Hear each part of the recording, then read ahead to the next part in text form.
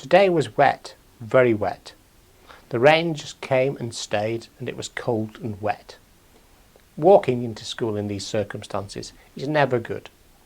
As the River Roding has become the mighty Roding, there is a considerable amount of standing water on the road, and the puddles have almost become tributaries. Despite my best efforts at dodging the traffic, the inevitable occurred, and I got a full-on dousing of splashback as a car drove over the water. I was wrapped up warm, and getting soaked did not dampen my spirits. I have in any case a change of clothes in school. It did, however, get me thinking about the past. The first university I studied at was Sheffield. Sheffield is a marvellous northern city. It is surrounded by the beautiful countryside of the Peak District. The Peak District itself is divided up into the white peak of rolling hills and pleasant valleys, and the dark peak of bleak moorland and peat bogs. Occasionally, I went walking in the Peak District with friends. One of my friends at university, Colin, was a risk-taker.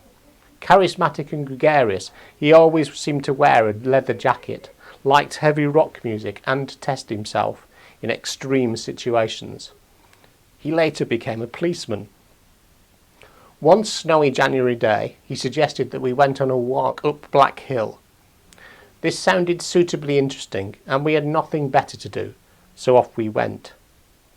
I was lightly equipped with my normal winter coat and had poor quality boots. We had no extra provisions. Colin had a map and a compass.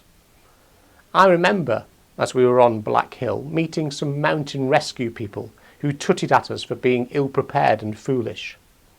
It snowed, and we started to become lost. The now white hill became indistinguishable, and at one point it became clear that we had walked in a circle. In the whiteout we started to get worried. We wondered how we were going to get home. However, we found a river, and we sensibly followed the river down the moor to make sure that we were walking one way.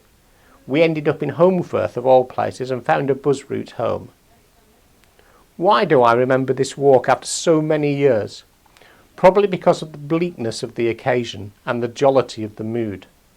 When we were waiting for the bus to Sheffield, we went to a pub and had a meal. There was a roaring fire, the food was good, and we laughed at the absurdity of the situation in which we had placed ourselves. We had been lucky to find our way home, but by being so rash we had gained a new appreciation of what we had. Today, in many ways, our situation is similarly absurd. In the quiet of the new school lockdown, I am reminded constantly of the school as it normally is.